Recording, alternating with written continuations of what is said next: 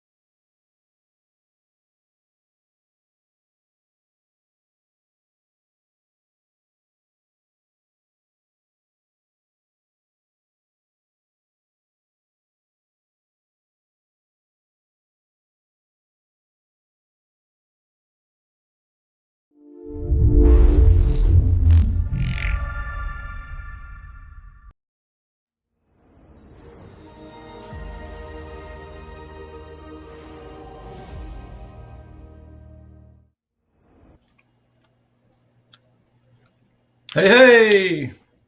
Hey, what's going on, Tiger? How's the day going for you? Oh, the day's okay. Awesome. Little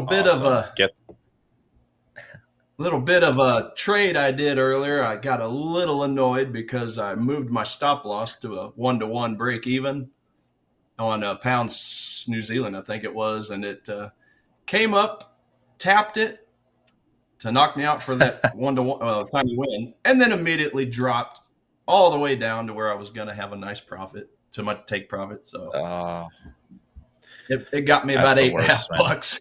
So I still got my cup of coffee, but dang it, I was stewing Yeah, on that one man. for a minute. Uh, something Well, kind good. of similar, almost kind of similar happened to me actually on the Dow today.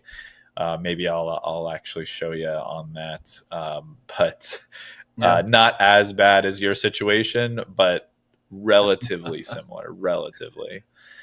But yeah, yeah, get some good sleep today. I know you're the night I owl, did. so still Yeah, adjusting. yeah. Last night after my session with Daryl, normally I'll take like maybe an hour or two nap in between, that Mhm. session and the morning session. But last night I decided just to stay awake. I'm gonna test it out, just stay Mhm. awake, and then go through the morning session. I actually felt pretty good. So 10 to 4 Awesome. is what I slept yesterday. So I try to turn it around. Let's pretend that's 10 p.m. to 4 a.m.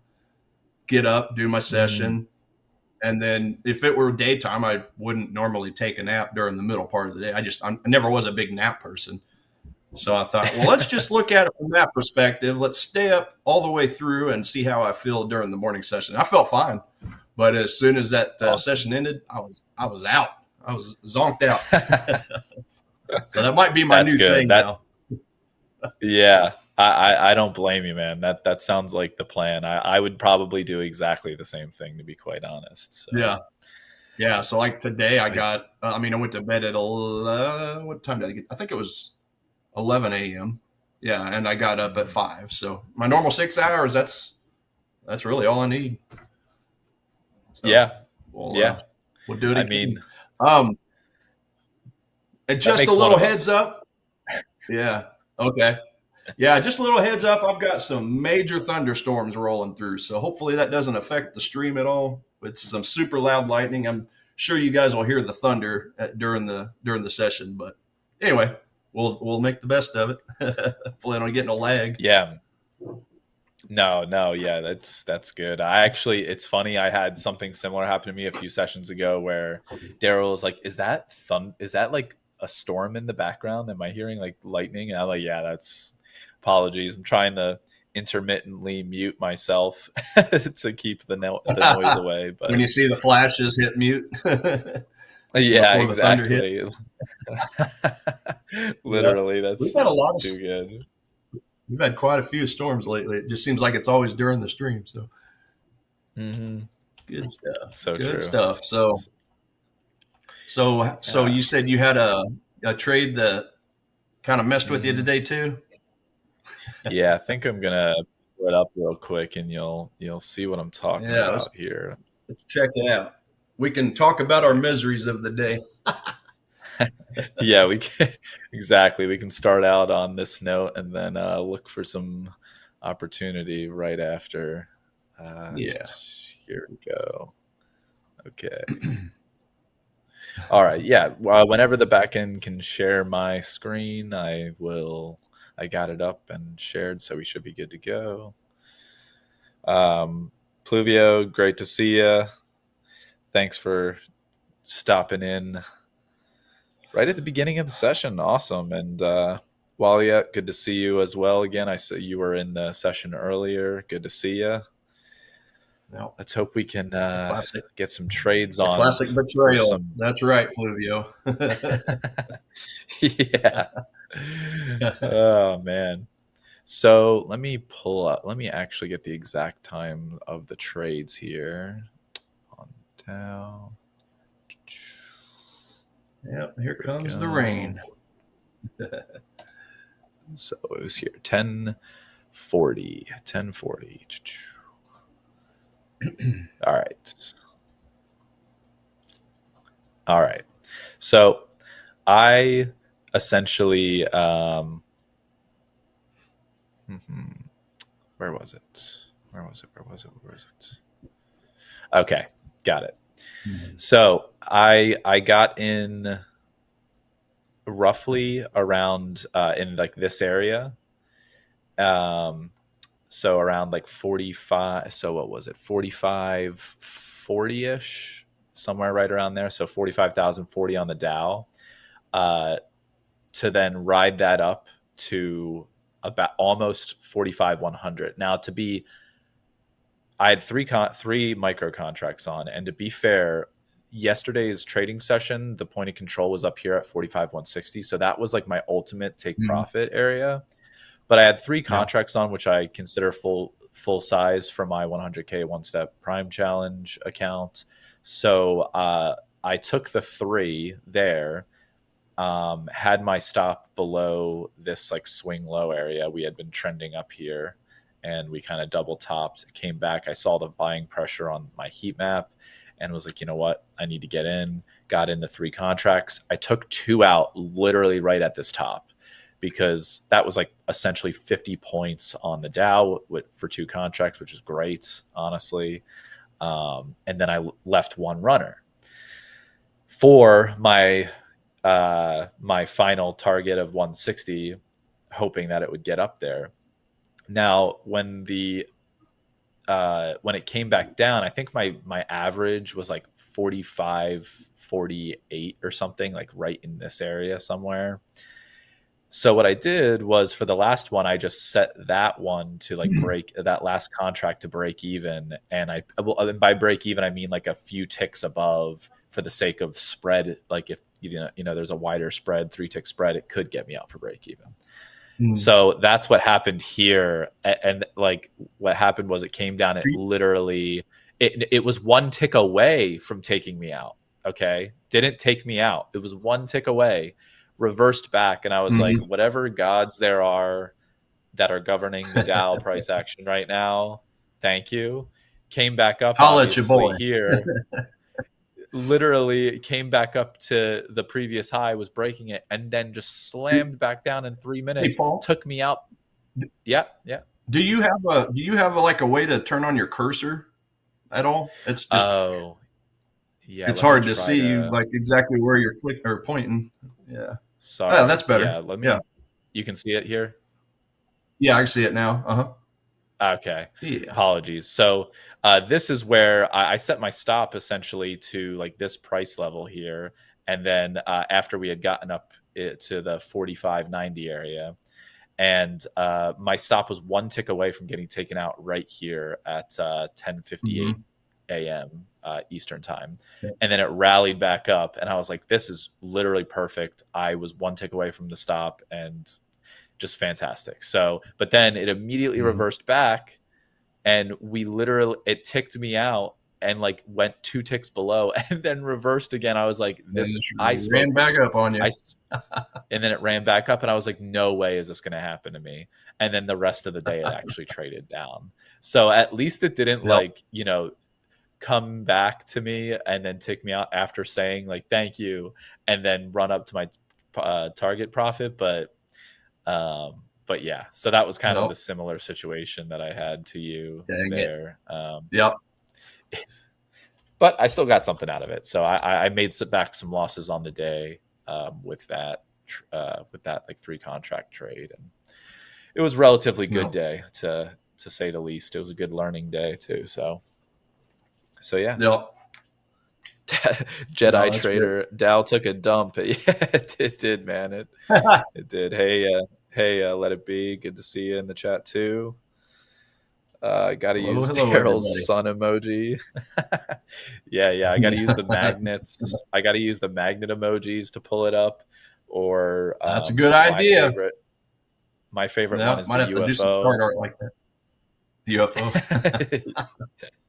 To Going just to the suck moon. up the price into the UFO. Yeah, Oh but man, yeah. you just put some ideas in my head.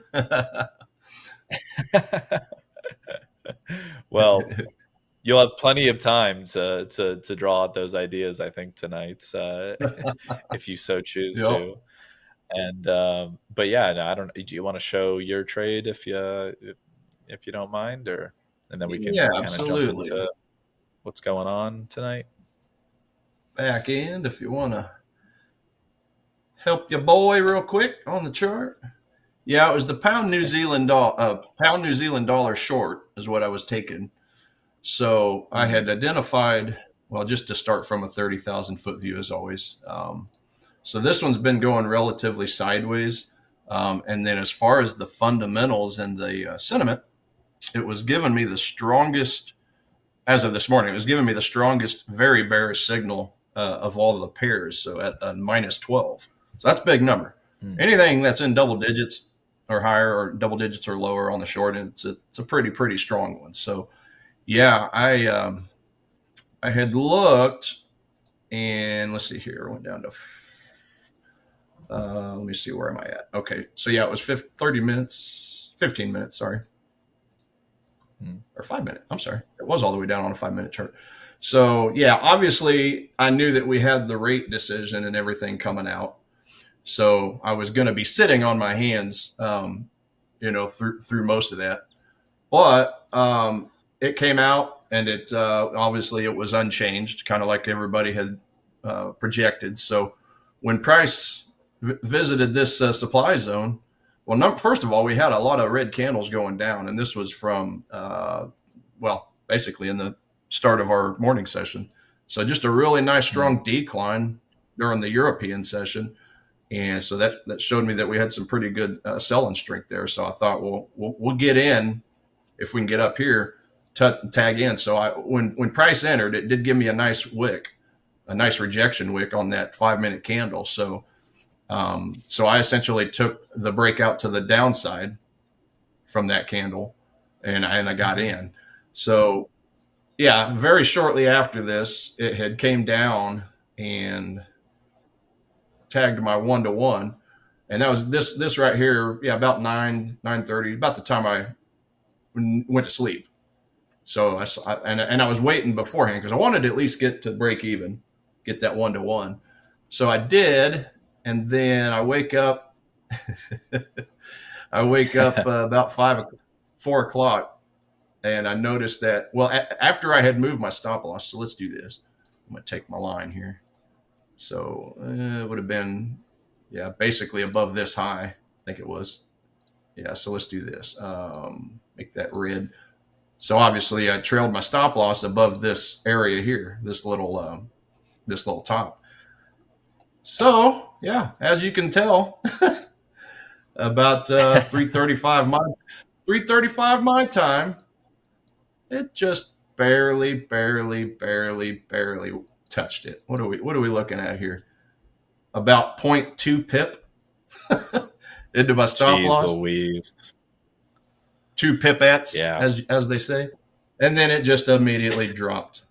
Just immediately fell off the face of the earth between the intraday sessions, from Thursday going into Friday. And Yeah. so basically the Asian market, Asian Open area. And I was like, are you Mm, kidding me? You gotta be kidding me. 2 pipettes, two little uh, pipitas. So yeah, it was about $8.50, nothing major. But mm, I wasn't so annoyed about this one as I was another one of my platforms where I'm using higher money, higher amounts. So mm, on that platform, what I had done was, and obviously the charting is a little different. Let me see here. I'm going to. So on the other one, of course, from broker to broker, the candles can be different, right? Just a little bit, just mm, slightly off. So on the other one, the story looked a little different. So on that one, I had moved my stop loss to right at the center of that supply zone. Because normally when a price, hits a zone and goes in your favor, it's mitigated. So I don't like to reuse zones. So the same theory kind of applies to, okay, well, if I had an original stop loss above the supply zone, then I'll just start stair stepping it down, trail stop from there. So on the other platform, because it's a little different, spreads are different from broker to broker. The wick actually had come up a little higher and just mm, barely tagged that one out in less than a pip. So it did the same thing to me on two different brokers with two different spreads, and but it was basically about 10 pips difference because this one here is around the 411 mark, this one up here on the other chart. So that's about 14 pips different. So it just looks a little different. I'm like, it's Yeah. one thing to do it on one broker, but then to do it on another broker with a completely separate set of spreads and widening spreads at the end of the intraday session. But it tagged me out on that one. I had about a $300 loss. So I was like annoyed. Yeah. So yeah, that is rough. Those trading gods were definitely laughing at me after that. That's for sure. But yeah. So that was essentially my day. It did all that as I was sleeping, and then that was kind of my rude awakening when I woke up. All I could do was just laugh. Yeah. So in hindsight, obviously, had I just left my stop loss alone, I'd have been fine, and I'd have had those profits. But yeah, it's just been a little bit rougher of a week. So I was just trying to limit any potential losses. When in fact, this is the one that I should have just left alone.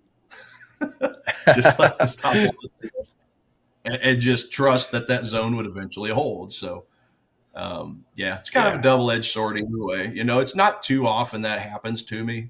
Like typically if price is going to revisit a zone, it's going to just go ahead and go through and give me a small stop, a small loss from the original place I put the stop loss itself.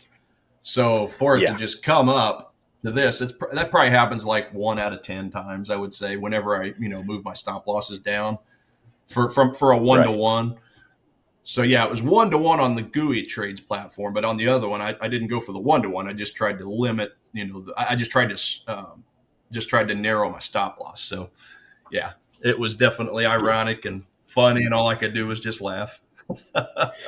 Yeah, that's the worst when you have to you have to laugh at it. I think honestly, you just have to because it's just it's part of the game, and you just got to deal with it as best as you can.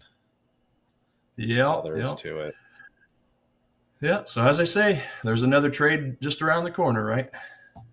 Yeah, exactly.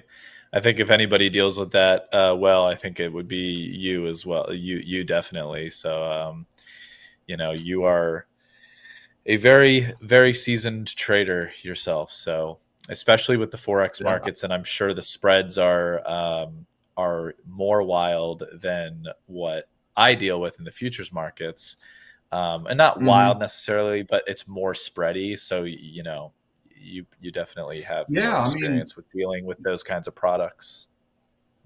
Yeah, I mean the typical spreads, depending on the pairs, anywhere from about a pip to maybe 5 or 6 pips on some of the some of the more or less liquid ones. So for that particular for the other broker, the tips will widen from like up to about 20 pips, 25 pips. I've seen them go as high as 30 pips before. So yeah, normally when I'm on top of it, I'll just temporarily move my stop loss. And this is what I would have done had it not done that, while I'm asleep. I would normally just temporarily move the stop loss another 20, 30 pips higher just to allow for the changeover to happen and wait till the spreads settle down, and I'll put my stop loss back. But yeah, clearly I was not on the chart at that time, so it got me. But it's all good. Yeah. Might have had a 4-letter word come out when I saw that, but but it was all good. Darn.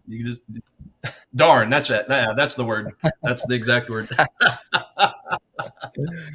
Oh boy. So, but yeah, I mean, PMI data today, it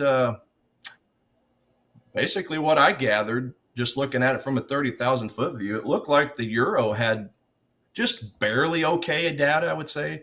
Like not too warm, not too cool.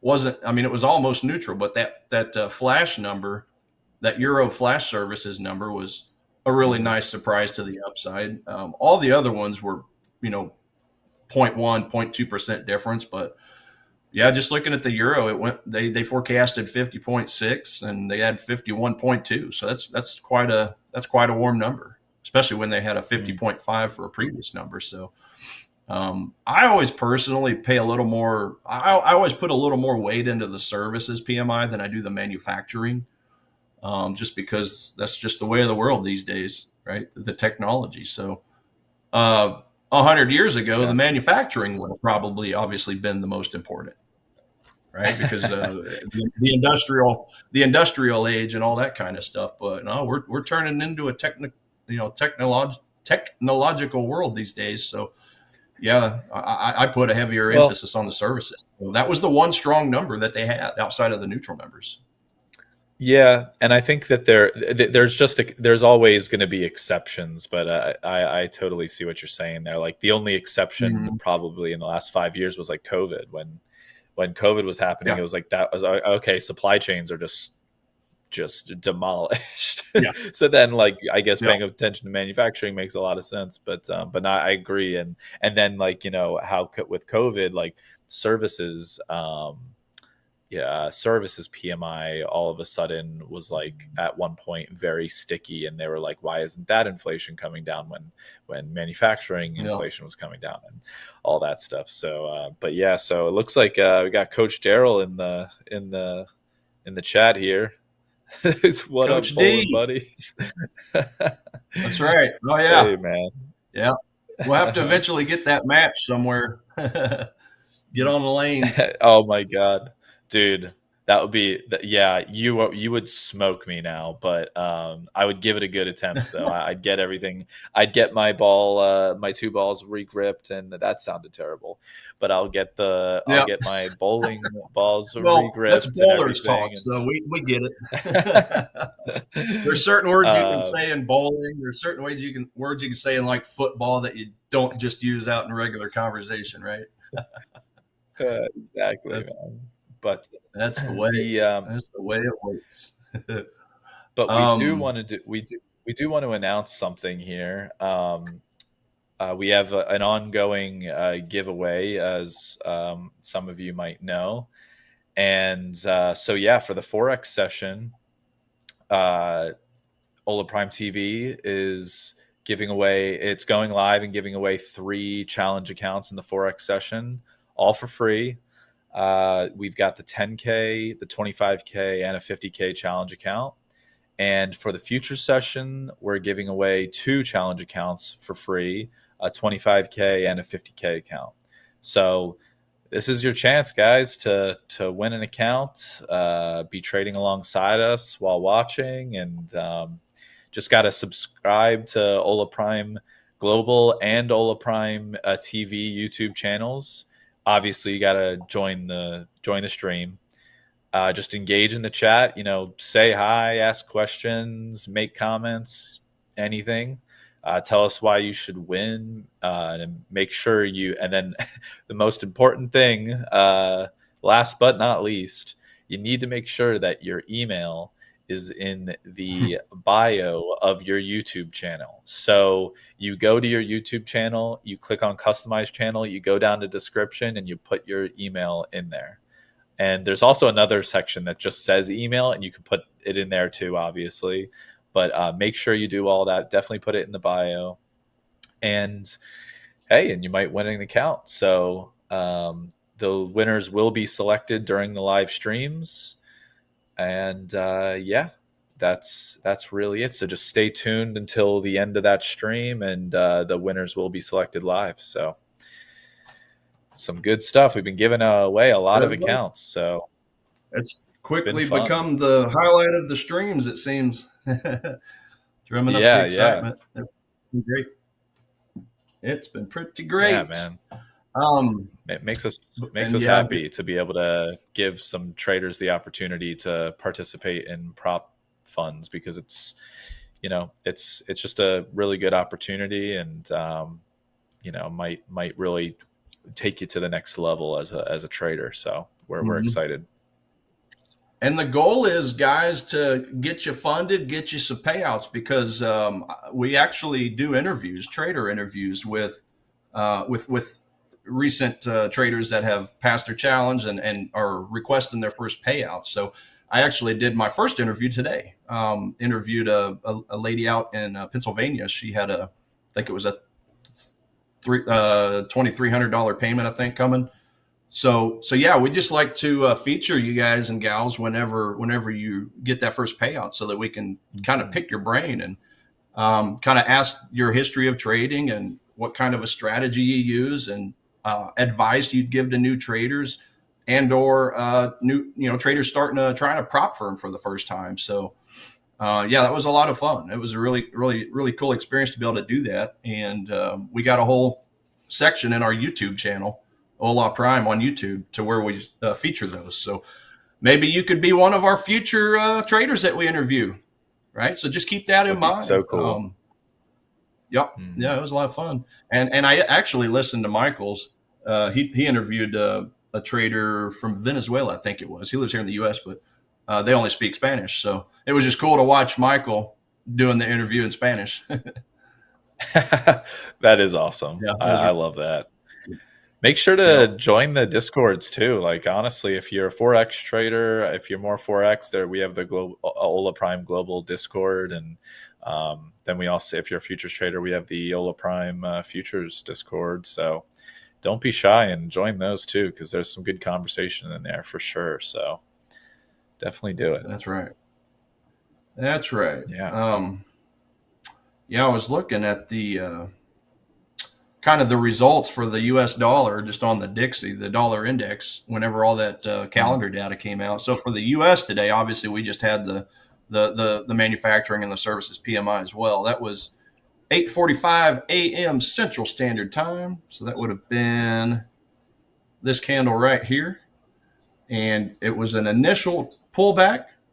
But then, yeah, it looked to me like the services number, because it was a 55.2 against a forecast of 53. So that was a really strong number as well. Now, the manufacturing was a little bit of a disappointment. They forecasted it 52.7, but it was actually 49.5. So that number actually went from expansion territory, which is the 50 level, went under into the contraction level.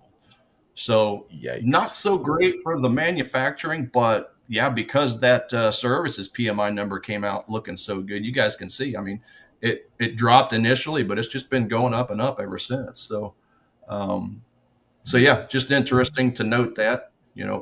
There's always the telemetry machine swings initially, but it looks like the bulls ended up winning out as far as the index itself goes. I always like to look at the dollar Japanese yen pair, because it pretty well, it's pretty close to the index itself usually. So, but yeah, just kind of going to the yen over here, 845. This is pretty much a exact same picture we just saw on the index. Had that slight drop within the first half hour or so, and it's just been going up and up ever since. So what is that? How many pips are we at? So 100 pips. So there's a 100 pip range from the, since the low point of that report release. So it's been moving pretty strong. Just looking at the dollar, I guess the yen. It is kind of bouncing into a little bit of overhead supply at the moment. So, it could potentially see a reversal. How deep, we don't know. I mean, I don't think I have that one as one of my top setups at the moment. I think it's more of a neutral, but if I were to just look at this from a 30,000 foot view, I mean, yeah, just very, very slow, gradual uptrend. There's a high, there's a higher high. This high didn't make it, so it's just more neutral. This low down here was a lower or a higher low, so we still have the higher lows going on. That one was a little bit of a tease, like, does this mean we might be reversing? Oh, no, because we made a new low. So, and now the high point has actually broken these other highs. So, still technically in that uptrend. We did obviously have our little bit of a pullback or correction, if you will. So, if I were to be looking at just the technical aspect of this thing, yeah, maybe. I mean, we obviously have this low point here on a 4-hour chart. Drill down a little smaller. Yeah, you pretty well got this area here. This candle. Oh, here, let's do this. I want to get rid of that for a minute. Too much color.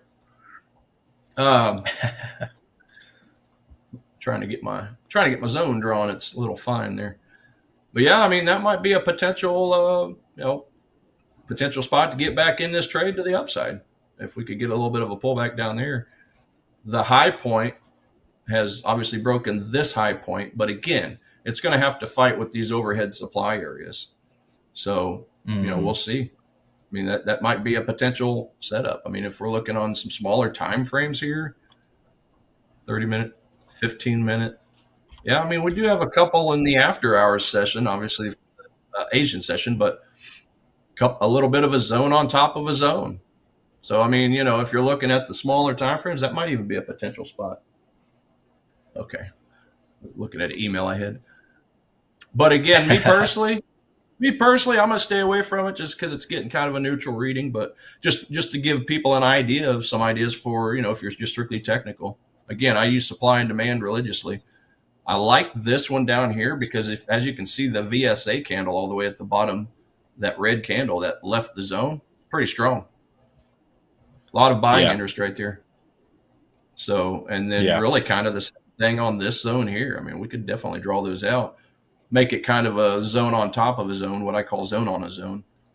So essentially just draw out these zones individually like that. But then you can turn around and just kind of take a square around the whole thing and make that its own zone, right? So there's really a couple ways to attack this. If you're trying to be real aggressive, you can take price, or you can, oh, come on now. You can wait for a retracement to this top zone for a move up. If you want to be a little more conservative, you could bring down to this zone here. If I were placing this trade, I would obviously put my stop loss below all that. Like there will be some people that are really trying to fine tune this thing and put their stop loss below that first zone like that. Well, I mean, it's in another zone, so you might as well include that in with your risk. So just take take a stop loss underneath all that, turn that whole thing into one big zone, and just let her fly. I mean, it would obviously, it's giving you a little bit more wiggle room. Yes, the risk reward will probably be a little less because you do have this overhead supply that could potentially, you might have to fight.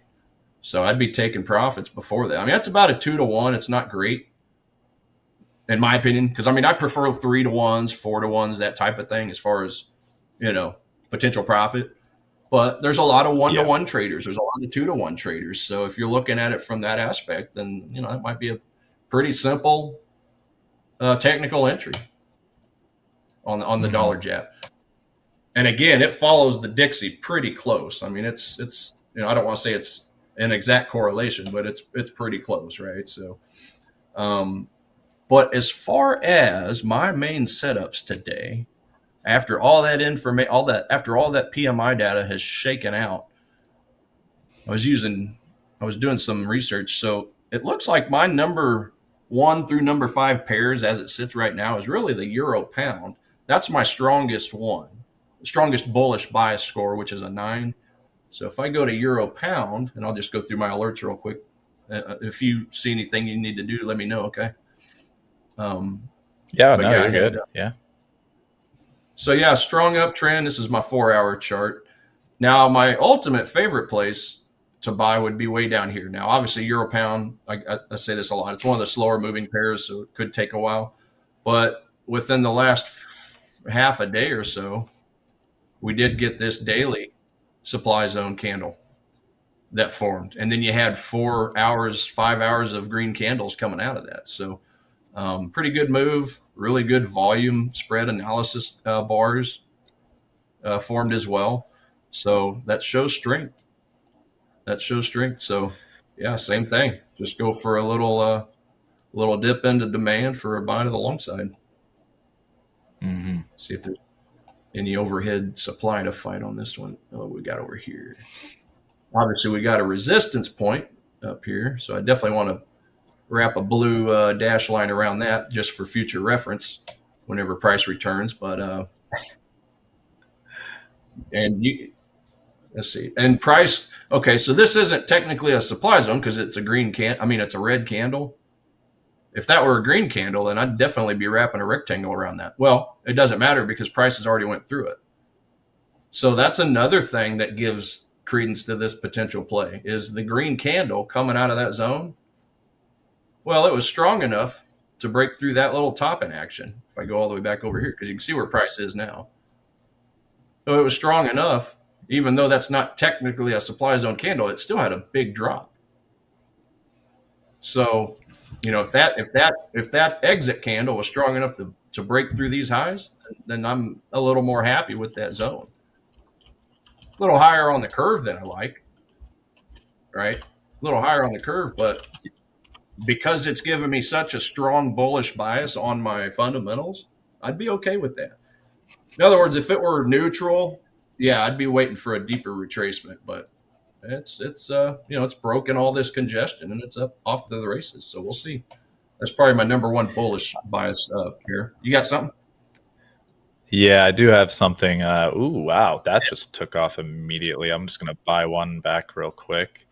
I just got short. I got short two.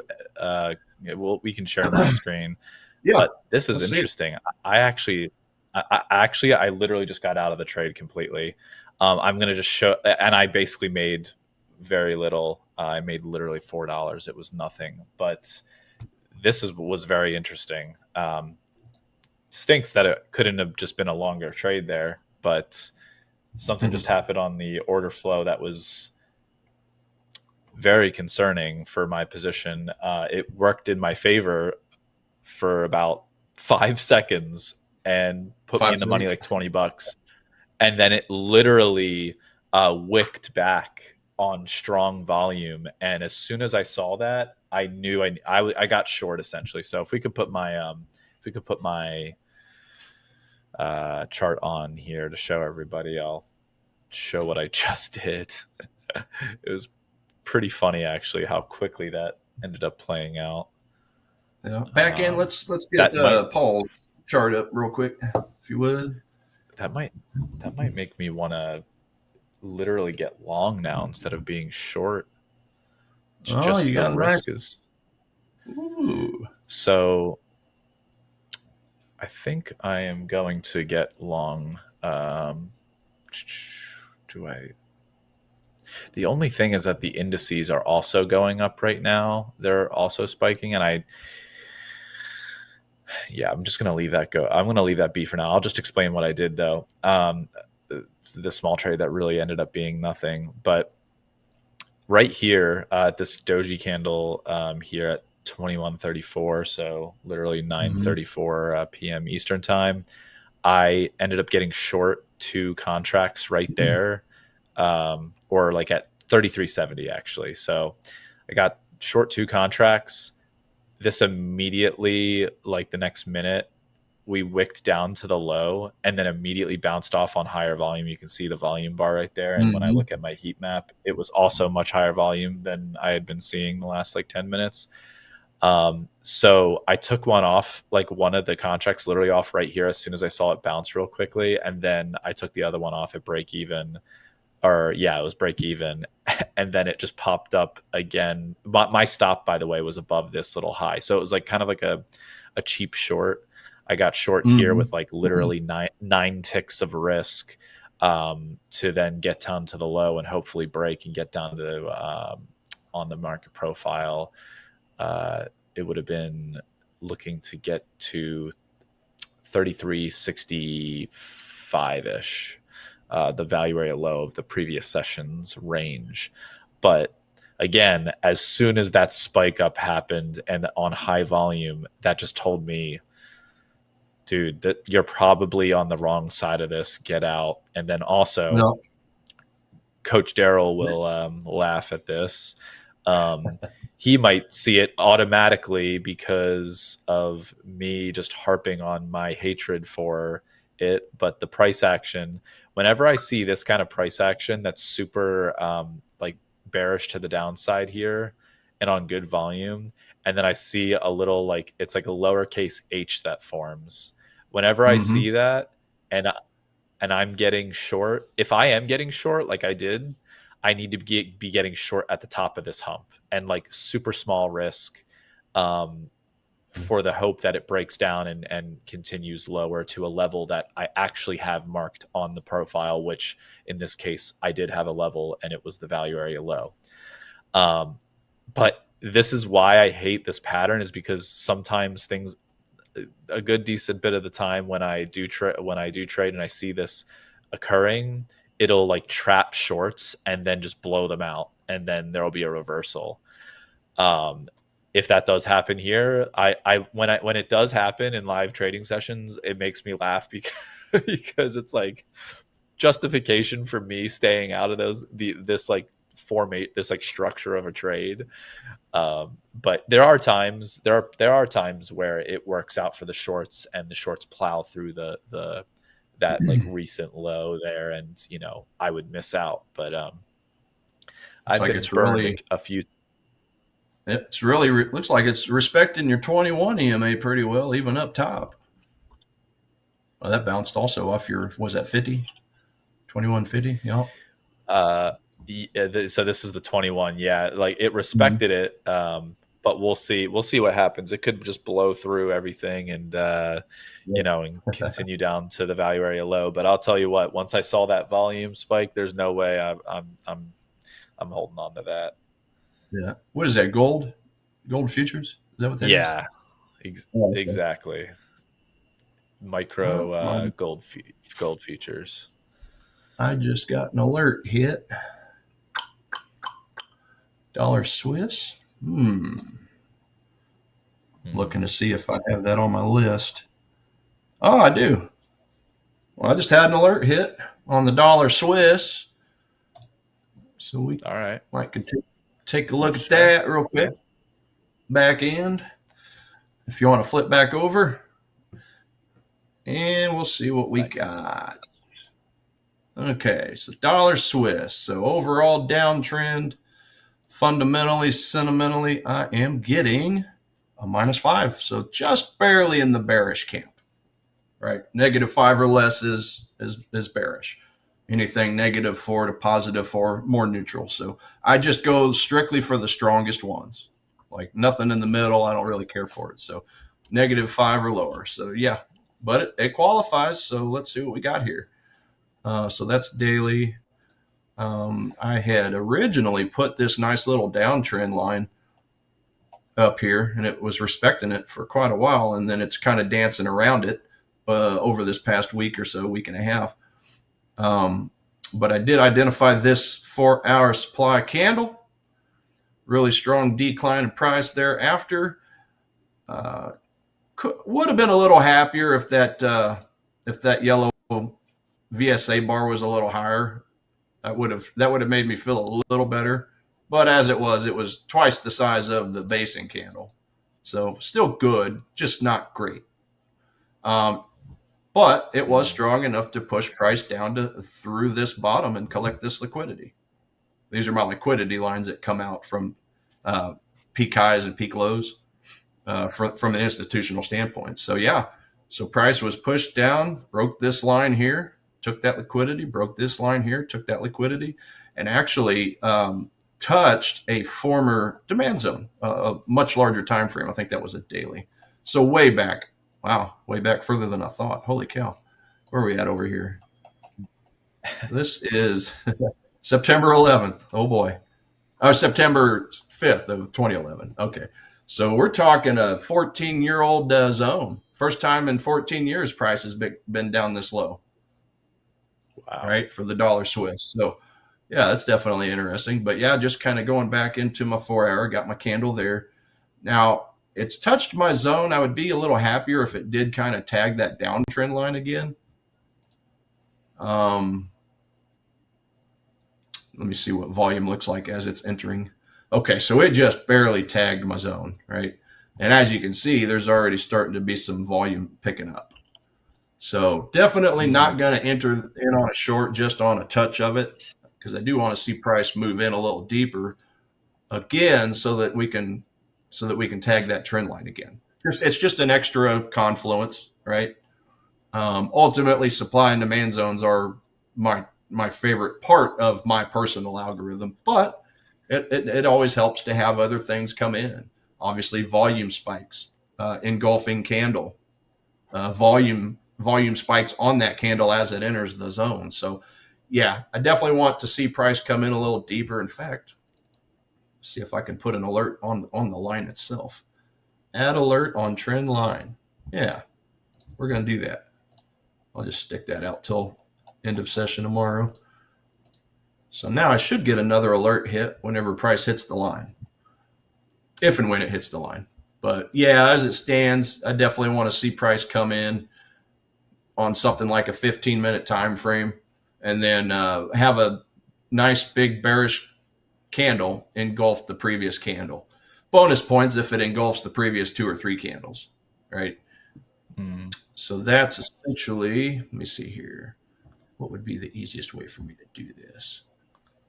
I'm just thinking about my chart art here real quick. I guess I could just do this. Yeah. So here's ultimately what I'd love to see. Get a nice little candle like that form that's red.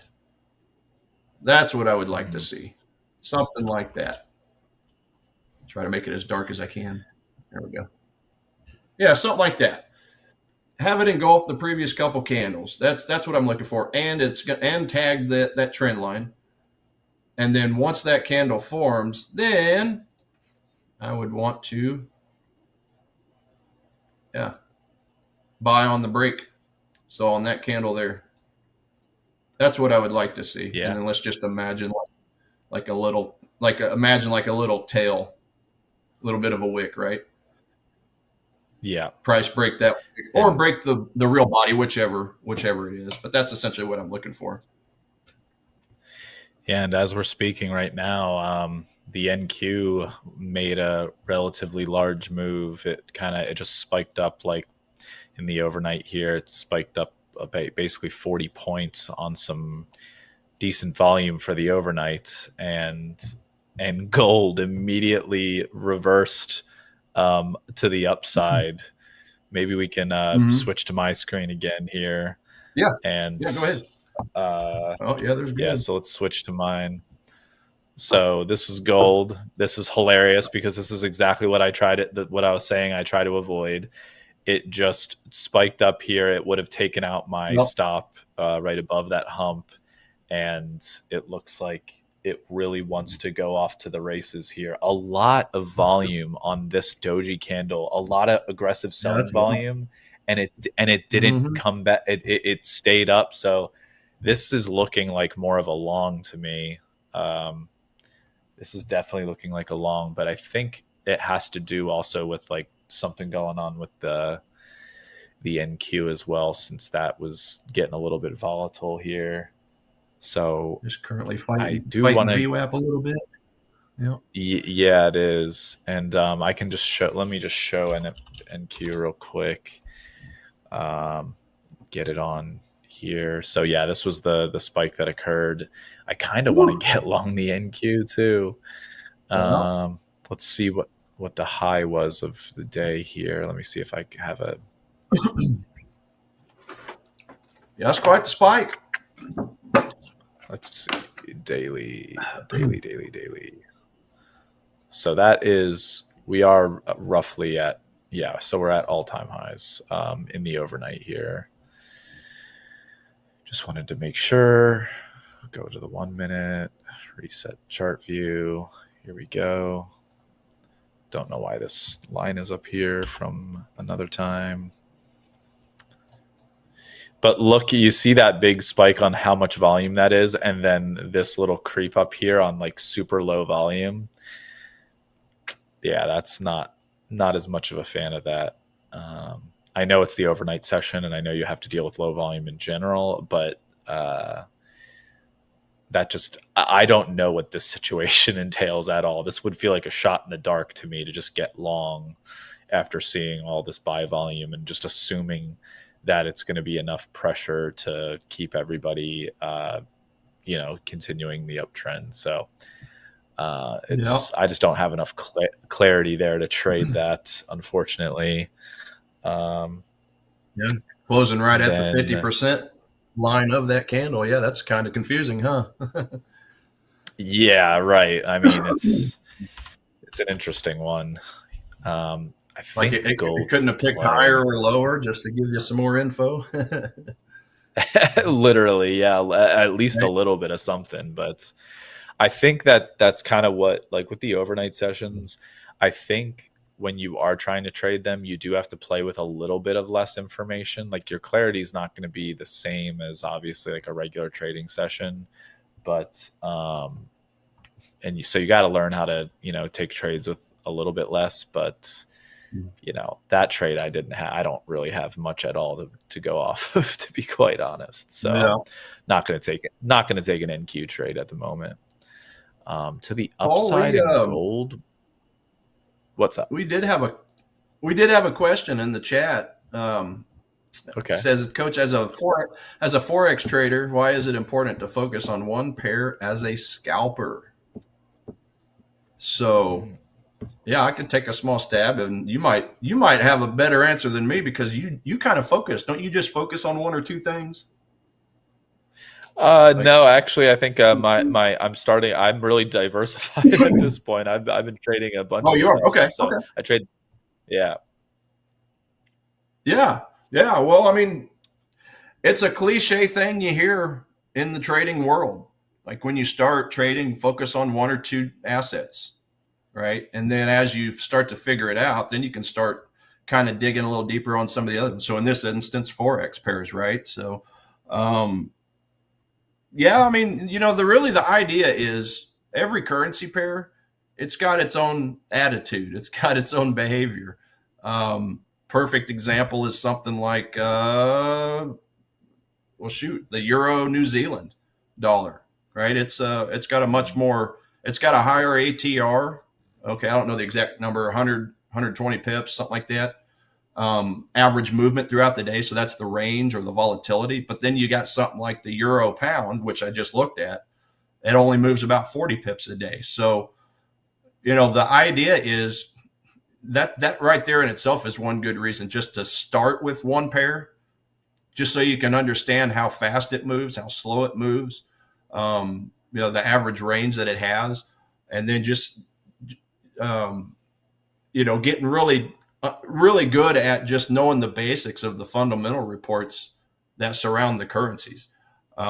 Because you'll learn that whenever the retail sales number comes out or the PMI data like we had today or interest rate releases, you'll see you can kind of learn how fast prices move during those news releases, just as an example. Now, obviously, me, myself, Paul, any coaches that are here at Hola Prime will always tell you it's not advisable to trade around the news, like right before, during, obviously, or even right after, because you kind of want to wait for volume to settle down and pick a direction. Perfect example was what I showed just a little bit ago on the dollar index. It had that immediate spike down, but then it slowly started to move up. So the bulls ended up winning, right? The bulls have control as it stands right now. But what I'm saying is, like, when it comes to all these economic report releases, the red folder events, even some of the medium folder events, or orange folder events, it's got a tendency to move those pairs on average about the same amount. So if you just get an understanding of how that pair moves, first of all, you may not have to go to another pair. I mean, if you're on a smaller time frame, kind of like what Paul does, Coach Paul, and some of the other futures traders that we have on our team, they usually focus on one, maybe two, maybe three assets, and they just get really good. I know Coach Darrell is really good at is it the NASDAQ that he trades, or the ES? I think it was the ES. ES, yeah. Yeah. Yes. Yeah. So, that's a great example because he said he's been trading that one asset for what, 15, 20 years, something like that. And you get to understand the behaviors when price breaks tops, breaks bottoms, hits, runs into VWAP or moving averages. Like, he knows the ins and the outs of that thing, exactly what it's going to do. So that's an edge in itself. You're in currencies like me, so you don't have to necessarily trade all 28 pairs. Just pick one, maybe two or three as a backup, because you may not always have your setup. And obviously it depends if you're a smaller time frame trader, kind of like Paul and the rest of the futures traders, or if you're somebody like me that's I trade from the daily and the 4-hour zones. So for me, I have to use all the pairs because I may not have but one, maybe two good setups every week. That's it. So that's why but again, I took the time and I did that. I spent a lot of time on just like the major pairs, just the US dollar denominated pairs. That's really kind of how I got my start. So when you figure out what news does and how those currency pairs react, that's an edge in itself. If you start off and you're trying to jump into all 28 pairs, it's going to be paralysis analysis because all the U.S. dollar denominated pairs typically react differently with news. So that's kind of a long-winded way of saying, yeah, it's just a great way to. It's a great thing to start with one pair and just learn everything you can about it, and then if you get bored making money from it, great. You'll start picking up another currency pair. Or maybe you just kind of focus on just the US majors. Or if your favorite Mhm. currency is the euro or the Japanese yen or whatever, look at all the crosses for that particular currency and just learn everything you can about it because they all move, they can all move fairly similar. But one's going to move maybe 50 pips on this news release. Another's going to move 100 pips on the news release. So yeah, I would just say, for the sake of avoiding paralysis analysis, yeah, just focus on maybe one or two pairs to start, and then as you get comfortable with it, just slowly branch out. Because I'll tell you, once you once you do start learning all the currency pairs, you see how interconnected everything is, and then once you see how interconnected the currencies are, then you can branch out into the indices to gold and silver, to other assets, and you'll see how everything in this inner market world we have is connected and everything is on a Mhm. pulley. That's the easiest way I can explain it. Like the world markets are all on a pulley with each other. So it's just interesting dynamic when you kind of branch out into, all the pairs, other assets, and really see how the world ticks.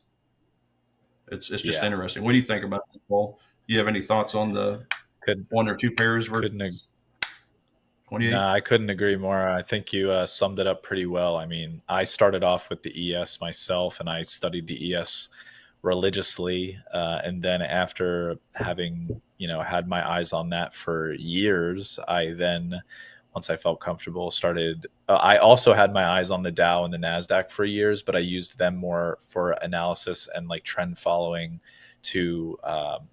Combine with the ES to like understand where the ES was going based on the Nasdaq usually leading the way, or if we were in like a cyclical kind of day where Nasdaq was selling off, but the Dow was blasting off to the upside, and the S&P was following the Dow more than the Nasdaq.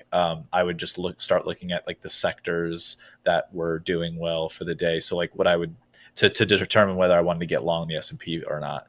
So with that being Mm-hmm. said, I had been having my eyes on the S&P, the Dow, and the Nasdaq for years, trading the S&P but using the analysis from the Nasdaq and the Dow to help. And then after years of doing that, I then started dabbling in executing trades in the Dow and the Nasdaq, not just the S&P 500, but actually executing in the Dow and the Nasdaq as well. And then also looking like now I've been dabbling in gold.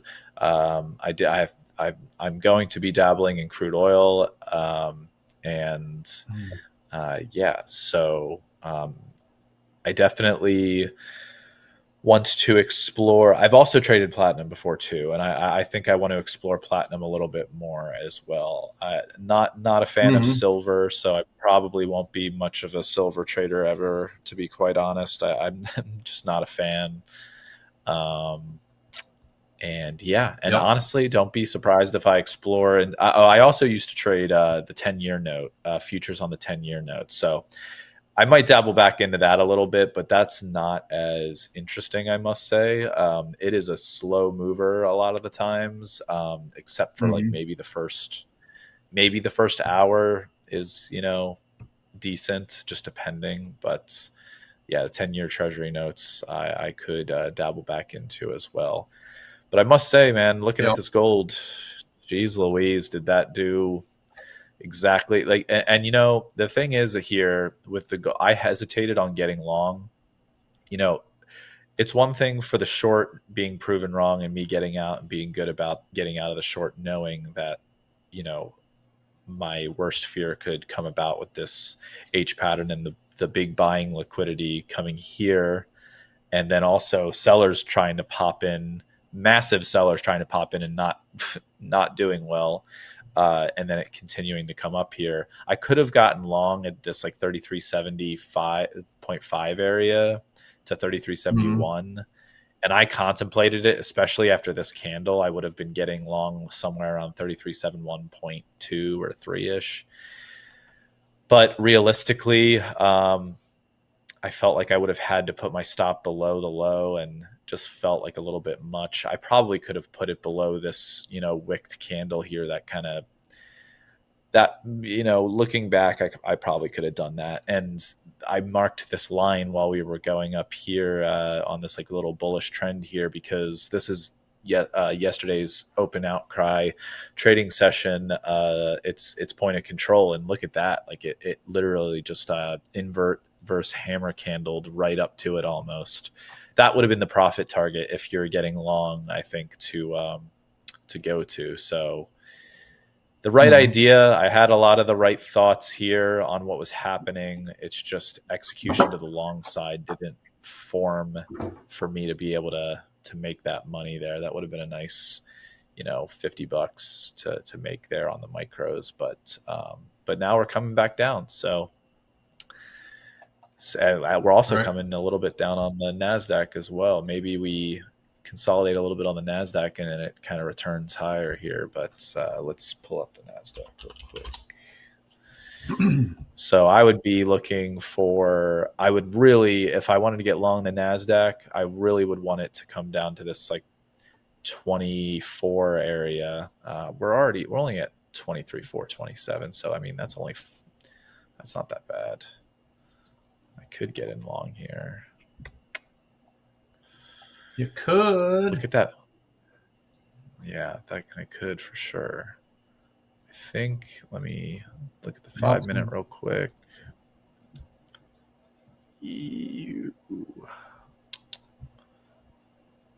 Okay.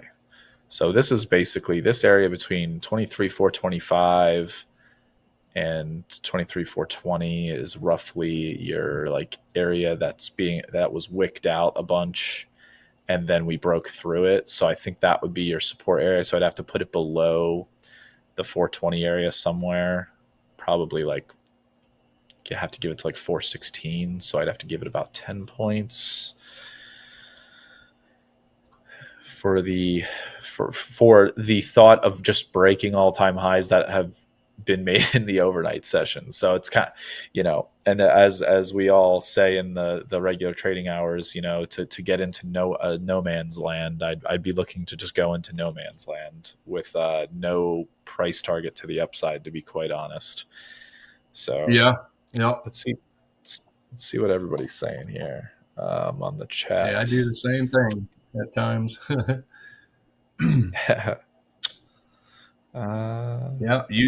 UJ Jedi Trader. Yeah, that's good. I mean, honestly, just to finish my thought earlier, when it comes to the dollar, Japanese yen, I think it's one of the easiest pairs to learn because, I mean, when you have good or bad U.S. dollar reports come out, same thing with the Japanese yen.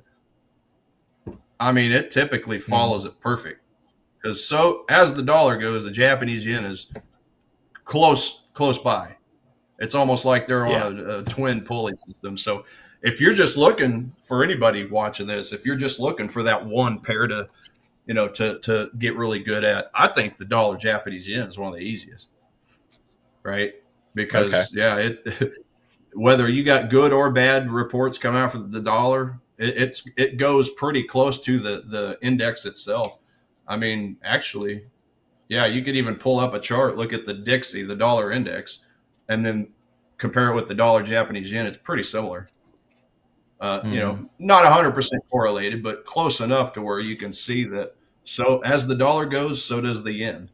So that's just my thoughts Yeah. on that one. And especially because the dollar is the base currency. Like you could look at it on the inverse for like the euro dollar, because obviously the quote currency is the dollar in that pair. But yeah, anytime you got a report come out, it's crazy. The dollar, the yen just says, "Okay, dollar, you do what you want, and I'm following you." That's essentially what it is. That's fun, Like man. When I it's went to, I'll tell you what, dude. When I went to Japan last year, and the dollar oh, yen was jealous. at it was at like 155, and it was like the best exchange rate in like 30 years or whatever for like Yeah. visitors, US visitors to go to Japan. Mm-hmm. I was so happy. I was like, man, I just feel like I'm rich right now. Rich. Yeah. And I'll tell you what, I hope I go back to Japan and it's a relatively similar, at least, because like it's kind of crazy to think like, let's look at the Japanese yen real quick, and let's look at the daily, or we'll look at the weekly actually, just to be able to. Wowzer, sorry guys, that's ugly. Yeah, because it's Reset view here. about 147 right now, dollar Jap. So a little less Yeah, valuable, yeah. but So still up there. Yeah. like 4 years ago, it Well, was 2021, it was roughly 104. So you exactly. were That's able to buy a exactly what I lot of was. you were able to buy a lot of extra stuff this time, huh? Literally, you have 33% more buying power. Is that not Yeah. crazy? Like just only 4 years ago, you had, you had 40, or sorry, 33% less buying power 4 years ago than you did today. So, kind of wild, honestly. Just how Yeah. COVID Well, affected everything, and yeah. well, let's see here. So the bottom in 2020 was 103.40. If I put a yeah, up to 150 from there, it's actually 50%. Twice as much. Half Yeah, dude, of that's 100. Yeah, crazy. that'd be a good time to go out onto the town, huh? With that type of exchange rate, or just go shopping like crazy. Yeah. Oh, dude. Oh my goodness, man. But you know, great things don't always last forever. So I just hope I can get back there another year when it's slightly in our favor still, at least, and yeah. So That's awesome. all right. So now what do we got going on here? What do we got? Nasdaq is Just kind of just slowly coming down. There's no way I'm trading the Dow tonight. It is so illiquid at the moment. yeah, It is just so spready at the moment. So, if anything, it would be the Dow or the NQ or the ES or gold. So, I did want to say, yeah, a whole lot. if does anybody in the chat, has anybody traded the Russell 2000 by chance? Let me know if you've traded the Russell 2000 futures. I have not ever traded the Russell 2000 futures. I have bought the index before, the stock index. I mean, I've done that, but I've never actually traded futures of the Russell 2000. I'm kind of interested in dabbling in it at some points in the future. Um, Definitely does not.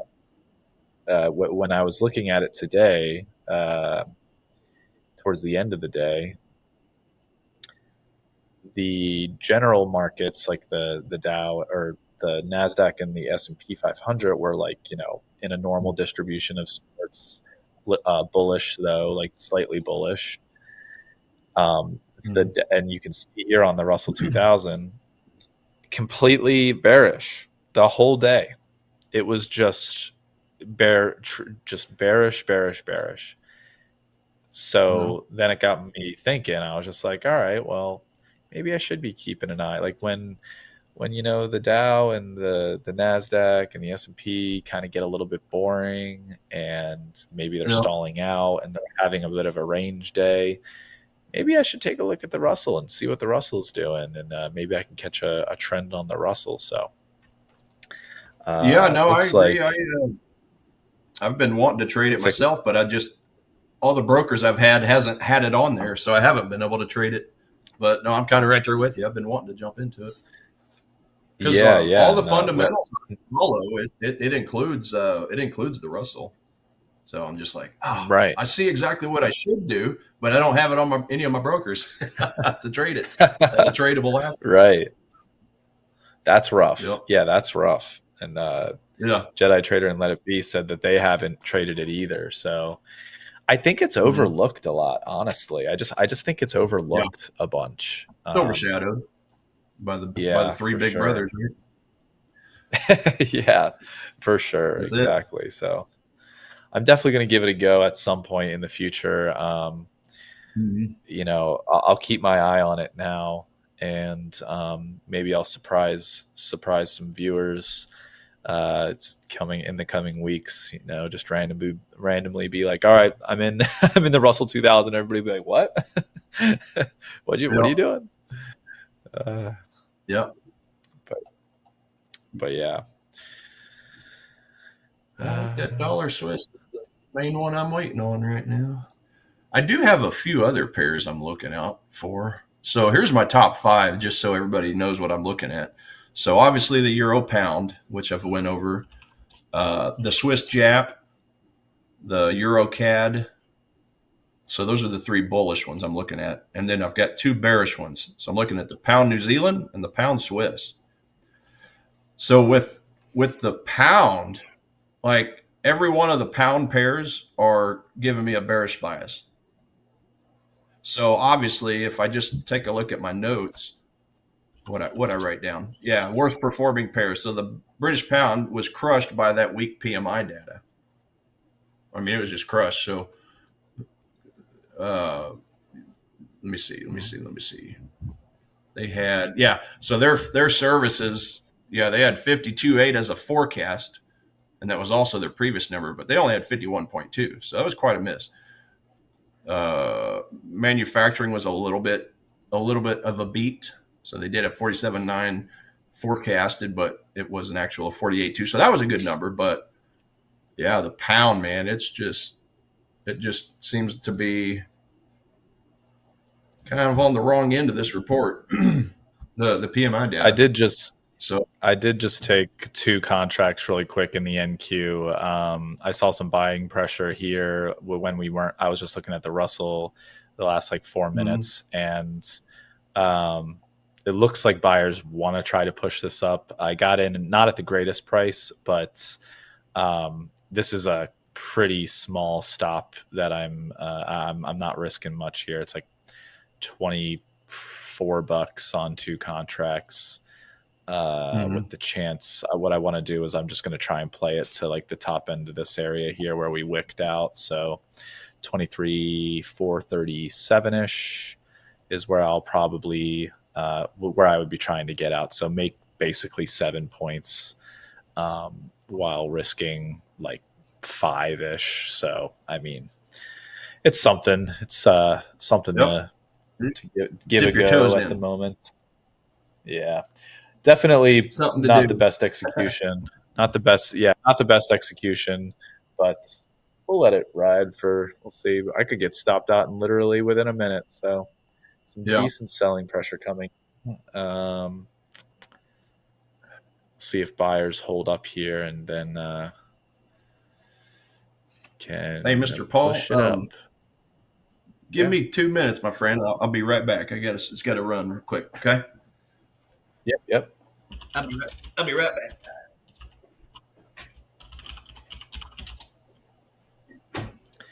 Yeah. No worries.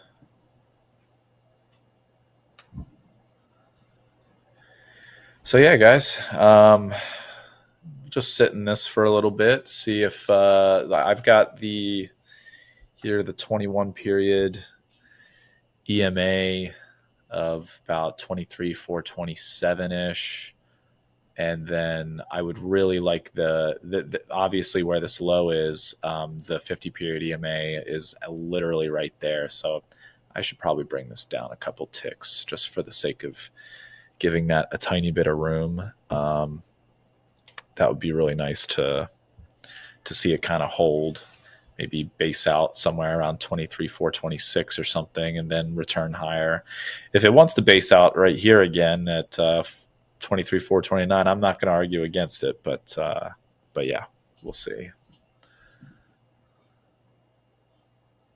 Longs could be a little bit trapped, kind of like for me, for example, there could be some longs trapped, and sellers might be able to stop out some of the longs, so wouldn't be too surprising.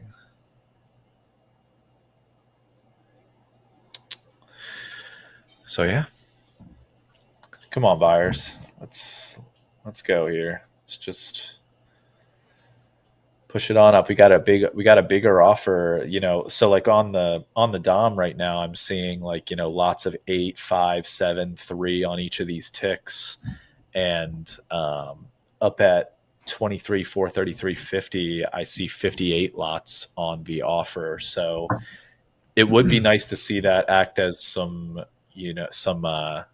like a magnet to pull buyers up to that liquidity area. That's where I would really like to see price gravitate towards. But yeah, and that offer went on the dom at about 9:57 p.m. Eastern time. So it's been on the dom now for about 20 minutes, actually, just sitting there, that 58 lot order. So come on, use it as that should act as like gravity. It should just be magneting up to that, so that's the only liquidity that exists in the in the near term area. So come on, do your job. Come on, do it. Like you got a stick in your hand and you're just poking it. Do something. Yeah, for real. Yeah, do something. Come on. Where's the shoot? Yeah, I was just looking at the economic surprise meter on the dollar and the Swiss franc, because that's obviously the one I'm in the middle of watching right now. The U.S. dollar actually had an increase on their surprise meter because of that or because of the PMI data. So before that data came out, it was showing a surprise meter, meaning, hey, what percentage of the recent reports have beat expectations, right? So the number was sitting right at flat at 53%. So after that report came out, now we're up to 62%. So just slightly into the territory. Really, anything 60 or above, I'm interested in at least looking at buying. But especially once it gets up to the 70s and 80s, that's where I really start to want to buy into it, because it's been beating expectations on everything, right? So that shows strength. Mm-hmm. Just kind of a precursor, and then obviously go find a technical spot. So the Swiss franc, however, has a strength meter of 80%. So it's been doing a lot better about the recent data, beating expectations. So, yeah. So having said that, like I said, it's just barely in the bearish camp. Like I said, it's -5 on the dot. If it weren't for the dollar gaining a little bit more strength today, I'd probably be interested in taking a short sell on this dollar Swiss right away. But yeah, I just don't have the trigger candle yet, and it still has not gotten deep into that zone to collect some more unfilled orders. So that's kind of where I sit with the dollar Swiss at the moment. It's given me some nice wicks above the bodies, wicking into the zone, but then immediately bouncing back. I like that. It's just the volume hasn't picked up. So right. It's kind of the same thing. I'm poking at it with a stick, like, do something. Come on now, do something. Come on. Do something to me. What else do I have? We were talking about we were like going through like movie quotes or whatever, and for some reason I think I brought up like Talladega Nights or something. Like, and I don't even remember. I think it was about like being all-time great. Yeah. Yeah, it was like something about being bored or whatever, and you saying poke out a stick made me think of the "Let's go throw Grandpa's war medals off the bridge," Yep. Yep. and it's something to do. Ricky Bobby. Gosh, too The good, fake man. Southern accents cracked me up. That's one of the funniest parts of the movie. Oh yeah, Just hear the fake accents makes me laugh just because oh I'm my, from Tennessee, so I got the natural accent. So it's just funny to hear people fake it. It's like you can tell if somebody's oh trying too yeah. hard or if they're a natural at it. They do a pretty good job at it, but it still makes me chuckle just listening to them talk. It's always funny, man. You just know, like it's easy to be able to see an acting accent, country accent versus a genuine one. So Yeah, uh, yeah, that's funny. Let me see I'm here. faulty at. Dog. I'll joke around with the accent too, and it's obviously not good. So Good stuff. uh, So yeah, U.S. dollar. Yeah, the dollar we had. So the dollar's really had a pretty good boost this last week because last week we had the MBA mortgage data come out. That was a bullish mhm. sign, a bullish, a warm number, right? Warm actual number compared to the forecast. And then yeah, yesterday we had the jobless claims. So that came out and it was about $10,000 less than expected. So that's good for the dollar. And you know what? Now that I'm looking at this, okay, so that today that report was 8:45 a.m. Okay, PMI. Do they even have it updated on my thing yet? Let me look here. Services PMI. Okay, so the actual was 55.2. So they don't even have, okay, so I just realized on my algorithm, the PMI number is not even updated. So that 61 number I gave, that's actually going to be even better. So it's going to go up to like 67, 68%. So it's actually a little stronger than my algorithm's giving it credit for. I just realized that. Yeah. Yeah, when these reports come out, the back end people that update all the reports, they usually have everything done within like half an hour or an hour. But yeah, I just noticed that hasn't even been updated. I'm gonna have to let their back end know that they need to look at the algorithm. They might have to put me on. They might have to put me on their payroll too because I've been helping them a lot.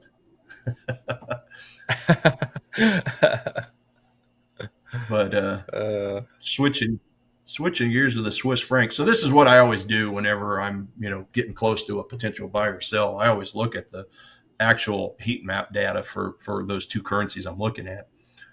And then now that I've went through the U.S., I'll just switch to the Swiss franc for a second.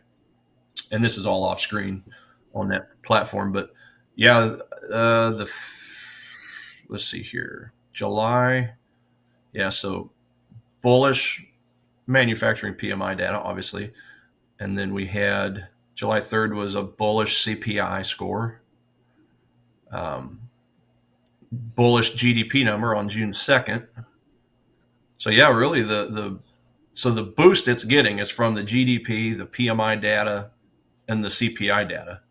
Because I've got a few other reports that are more neutral, and then there's only two that are bearish. So retail sales was bearish for the Swiss franc, and so was just retail sales actually.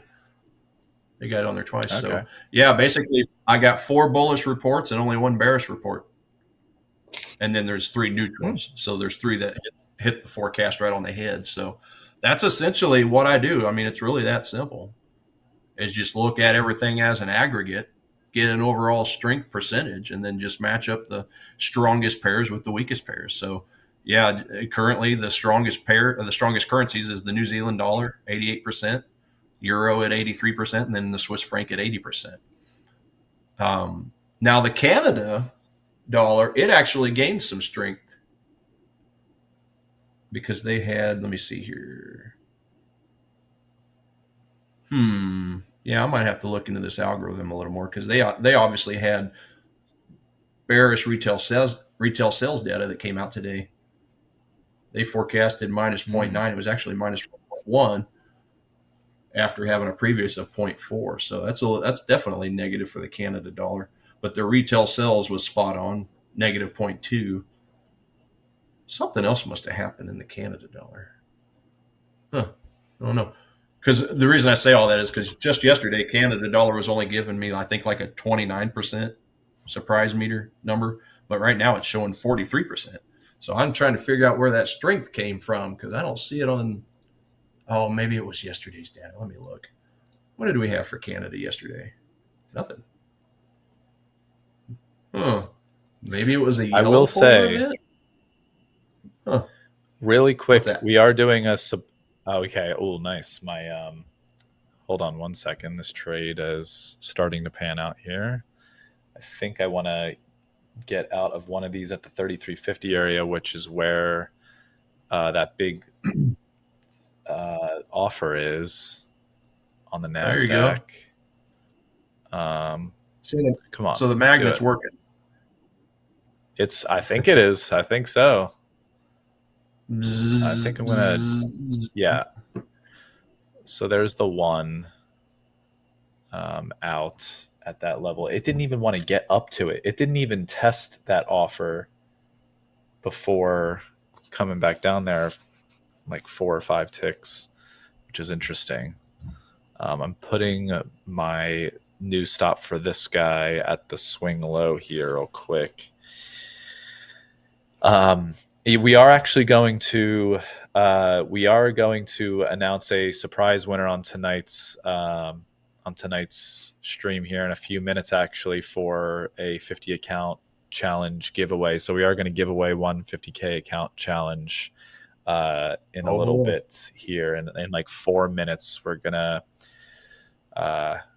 roll it and let you know. So stay tuned. I will announce that yeah. shortly. Yeah. Let us know. Let us know. Let us know why we should pick you. Oh, come on. Right. Give us some love. All right. Why should we pick you for the account? I just took off that NQ trade. It literally got 3 ticks away from my take profit, and I just took it off. So Yeah. sweet. Close enough. Couple of contracts. I took something. That was nice to see that pan out. I'll take it. I Mm-hmm. shall take it. Yeah. Looks like it's definitely respecting that 21 for you. All right. I'm going to start putting magnets on my trades. Start doing that. Yes.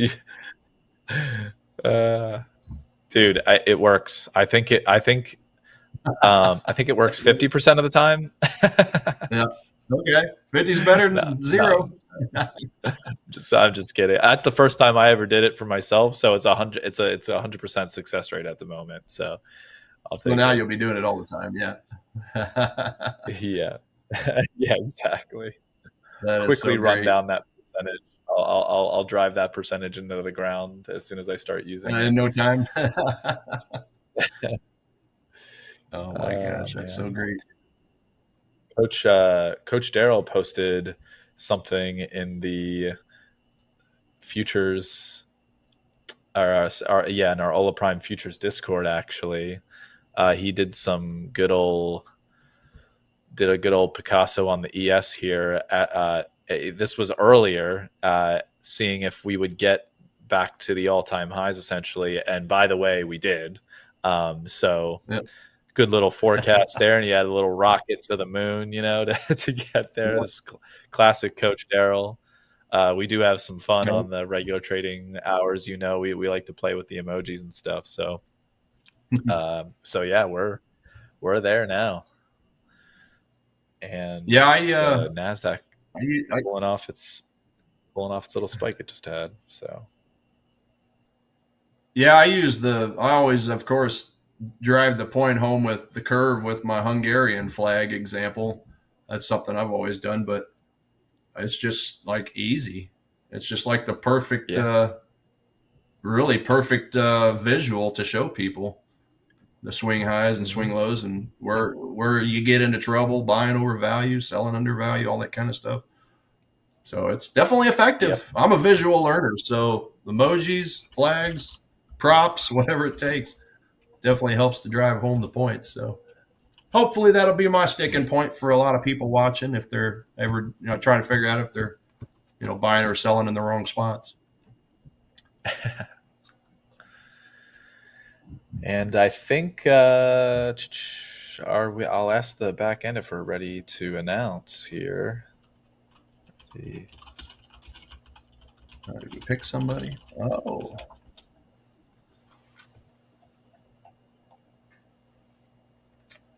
Boy, these 2 hours All right. fly by. Yeah, they really do, man. They seriously do. All right. So the winner was selected, and Drum little roll, please. drum roll. The winner of the 50K account giveaway is Waliat a joke. Yeah, the joke. Awesome. All right. Congrats. Excellent. Let's A go. Let's go. Dude, a 50K account challenge, man. That is so good, dude. Man, That is just congrats. awesome. I get jealous with every passing stream. That is I'm so cool, telling though. you. 50K That is account so challenge. cool. That is so sweet. So sweet. Well, Yep. Just for showing up. Yeah, have fun with it, man. Yeah, it'll I mean, I'm glad it'll help. I'm glad it'll help you out, and yeah, there's definitely you'll if at the least you're just gonna learn a ton, and it gives you a really good opportunity. So, congrats again, and yeah, and looking forward to seeing you in the live trading sessions as well, going forward too. You got to give us updates on how you're doing and everything. So Yeah, for sure. For sure. Yeah, that's awesome stuff. Hey, real quick. So, Jedi Trader, you had a great question. Coach Tiger, as a trader, do you refrain from trading on Fridays since it's a low moving day, since it's end of week? Excellent question. So, obviously, every Forex trader is different. I'll just say, kind of my mindset on the beginning and the end of the week. I use Sundays to kind of look through the COT data that came out on Friday. I want to see what the big banks and institutions did. What did they buy? What did they sell? What did they just not touch as far as currencies, indices, all the stuff that I trade? So I want to know, where's the big money going? So I usually spend my Sunday evenings just looking at that as a focal point, and then kind of compare it with my top setups, meaning, which currencies are the strongest. I already talked about my economic surprise meter as for the currencies. So which currencies are strongest? Which currencies are the weakest? If it's a strong currency, did the banks buy that currency? Did they increase their longs? If it's a weak currency, did they increase their shorts? So I spend Sunday evenings doing that. It's obviously a lower liquidity time. So obviously my Sunday opening is Asia opening for Monday, right? So just for context. So that's essentially what I spend my whole evening doing. I want to kind of see that info and start marking up charts for my 4-hour demand zones, my 1-hour demand zones, places I can go buy and sell. And then Monday, I personally have just found I don't do the greatest when I jump into trades straight away on Monday, because a lot of traders like to use Monday. So obviously that's, their Monday starts on my Sunday, right? When we're talking Asia, Europe, all that. So, okay. I try not to place a lot of trades on Mondays, because a lot of traders will use a Monday to kind of digest the news over the weekend, look at the previous reports that have come out. So they'll digest all the fundamentals, and then they'll start marking up their charts on Mondays. It'll usually pick a direction up or down, whatever currency pair you're trading, as with anything you trade. But I basically use Monday as just kind of my guinea pig. Like, show me which direction you're wanting to go, and then when I come in on Tuesdays, that's where I'll usually try to start hitching on to some zones. So I think I do most of my trading on Tuesdays and Wednesdays. nice. And then when it because my goal is, because I do the higher time frame trades. Well, I'm in trades for several days to a week, maybe a week and a half tops. Usually not any more than a week and a half. It's usually about a week Okay, 5 to 7 days, I would say. So I like to at least be in a trade Tuesday, Wednesday, Thursday to, hopefully get put in a pretty decent profit. Well, by Friday, that's where I make my decisions. Now, do I want to close this trade out to avoid the triple swap fees come the next Wednesday? Um, you know, chance that maybe something bad might happen over the weekend, a war, a deal fall apart, right? Like a trade deal that was going to happen might fall apart. So I'm not going to stay in a trade if I'm just barely at break even or maybe 10, 20, 30 pips up. Because all it takes is for one bad piece of news to come out or one bad economic report to totally go against that narrative I've made. And then Sunday when it opens, it gaps down 50, 60, 70 points. Right? So I don't typically get into a new trade on Friday, to answer your question in the long-winded way I just did, because unless it's just something that I feel like might be screaming, I'm not going to touch it. I try to place the bulk of my trades Tuesday, Wednesday. That way I've got a few days to see if I can start getting into the profit enough to really warrant me the opportunity to keep it open over the weekend. If I'm up 80 pips, 90 pips, I typically go for like 100, 200 pip trades anyway, right? So if I'm up half of that, well, that makes me feel a little more comfortable personally, and that's just my risk tolerance. It makes me feel a little more comfortable to hold it open over the weekend. Because even if it does gap down on me, gap against me on the Sunday open, 40, 50, 60 pips, it's not a big deal because I've still got about 30, 40 pips in profit plus my stop loss. So, yeah, it's real imperative. As long as I've gotten to about a 2-to-1 risk reward, I'll go ahead and at least move my stop loss to break even because it's a risk-free trade at that point. So, it makes me feel a little more comfortable. But yeah, I don't really open trades on Fridays unless if I do, it's something on a 5-minute or a 15-minute time frame. But when it comes to my favorite way to trade, no, not a chance. That's usually Tuesdays and Wednesdays. I hope that answered that. But yeah, if it's just like a shorter term intraday trade, yeah, I don't mind opening up a trade, early in the morning. But probably not going to touch anything after the lunchtime doldrums, right? I'll probably just stick to the morning session for that. So hopefully that makes sense, Jedi.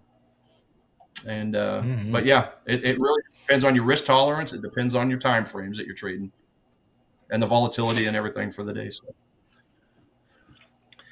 It is interesting getting into getting into calendar analysis, like trying to analyze what days you usually trade best or what days you trade worst, or on average the volatility of specific calendar days within a week and how that can affect your trading. That's not something I've really gone into too much, which I've always thought of it to be interesting, but it's more so I'm just a junkie anyway, right? So I'm just a market junkie. I just want to be watching the markets regardless. Whether or not I take a trade on more trades on Monday or Friday or whatever.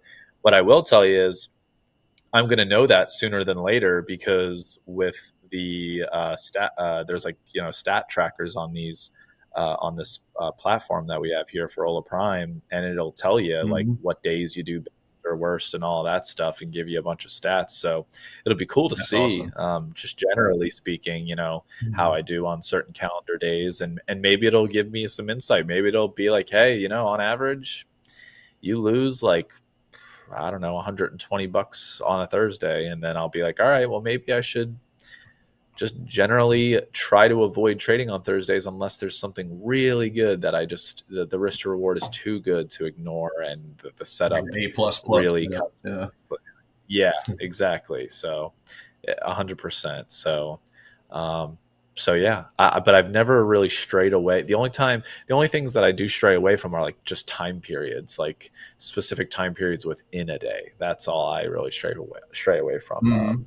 So that being, I'm not going to make a trade after 3:50 p.m. Eastern time when the imbalances come out. I am not going to trade within the 15 minutes before a a news, like a high impact news event, or within 15 minutes after one. Usually I usually just give it room to breathe. And a lot of the times volatility before a news event is super low anyway. So like, the unless you're looking at, and I'm talking about for futures, by the way, like for stocks it's Right. different, but for singular stocks. But for futures, Mm-hmm. speaking of specifically for futures, usually the volatility is unsurprisingly dull a lot of the times right before high impact news events. So, but yeah, that's Mm-hmm. kind of really all Yep. I have to mention about that. And I don't hold anything overnight. Or overnight or over weekends. But futures are a different animal than you're doing, Tiger. So, you know, Right. you could be in a futures position like on the S&P 500, and let's say the S&P 500 like right now is at 64.10, we'll just say, and you hold it over the weekend or overnight, and like you said, like a headline comes out and all of a sudden you're opening, I mean, not that this really ever happens, but you're opening like limit down or something, and it's just like, oh my Yeah. god. And on a Yeah. future That's the word. on yeah, and on a leveraged futures position, like on futures positions, which are generally just a leveraged product, it doesn't matter also if you have your stop, uh, you know, below, or like, if you have a reasonable stop. If there's a gap down, there's a gap down. Like that's, Right. it's just it'll execute Yep. at the best price it can, so you're out of luck. So, um, Slippage like especially in crazy, today's climate, potentially. Yep. yeah, and especially in today's climate, you got to be very, very cautious of that. And I think we've beaten that explanation with a dead horse, like a dead horse, to be honest. Yeah. So I think we'll just,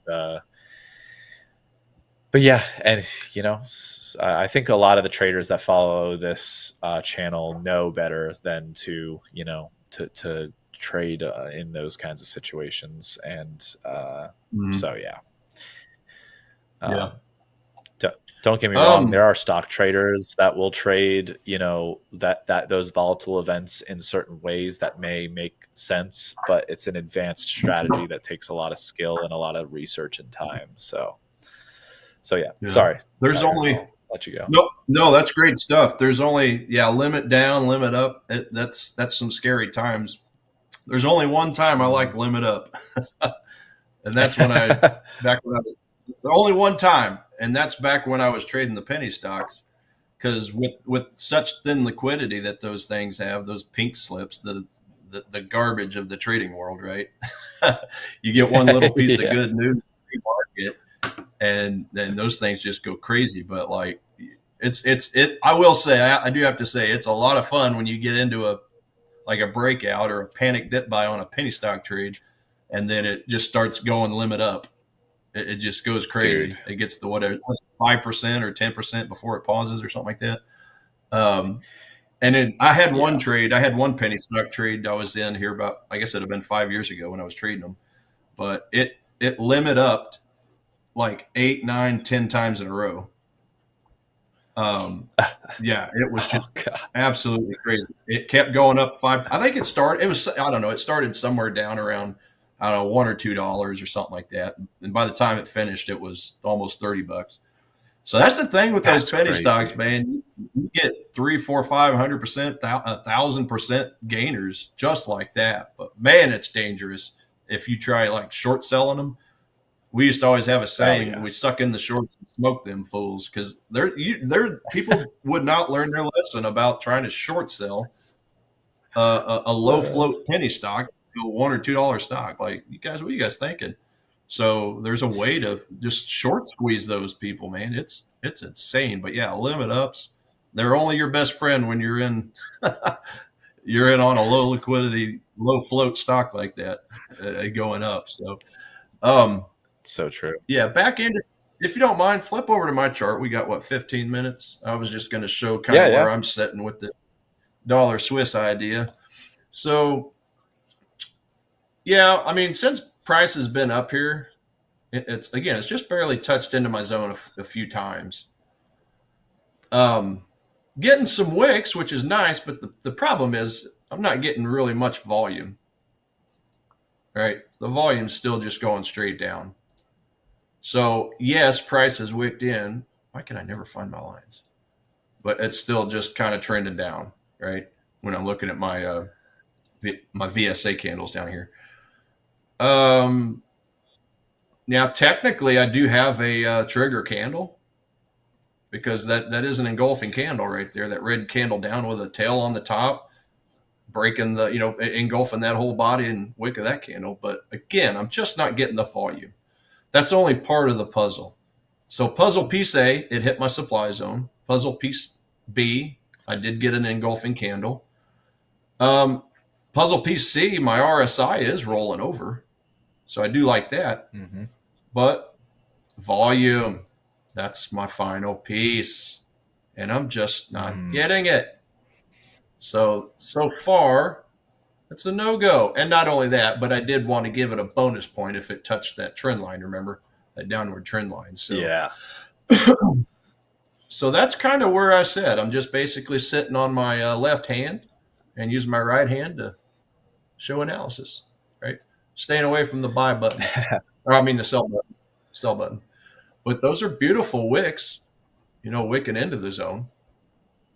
Yeah. But when I got decreasing volume, I'm just not interested. I got to see volume spike. Right. Yeah, that's an interesting set. Like that's an interesting setup when you have just a bunch of inverted candles with wicks, and then Yeah. it essentially barcode. Like it was like barcoding essentially. Like that is kind of it. That is super interesting. Honestly, seeing that chart there, like with those, and that's the 15-minute each time, and but you said it's low volume, so. Is that just 10 minutes, low 5 minutes. participation? Is that Indecision, just I yeah, I think. was going to say you would you would think it's just not too many buyers are willing to give it a go, but the thing with maybe you can shed some light on this, which I don't understand as much on the Forex markets. Are you able to pay Mhm. attention to is there a depth of market when you're looking at the Forex markets? Can you have a depth of market where you're seeing the offers and bids and the amount of volume that's being offered and Like bid or no? level two data, like level two type data. Yeah, right. Well, to be quite honest with you, I never heard of it until I was Yeah. going to pick accounts. Actually, when I started with Hola Prime, because one of them comes with it, right? The match trader Oh, or one of the other ones, C trader.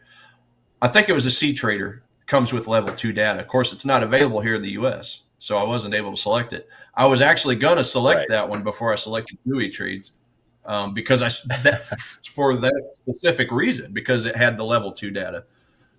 But yeah, I went Yeah. to let Megan know what I was after, and then I realized, oh wait, that's not even available in the U.S. So I was like, I guess I'll go with the GUI trades. Yeah.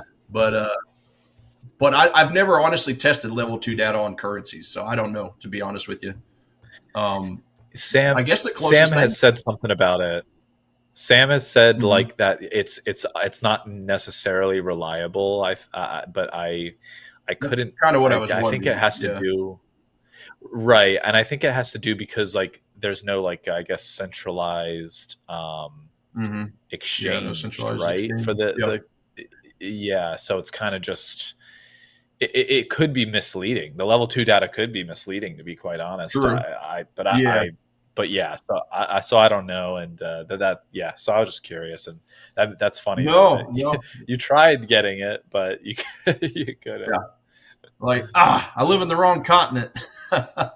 Yeah, right. um, but I mean, I guess another question I would have as a follow up question to that is how accurate the footprint would be for currencies or for spot forex pairs like that.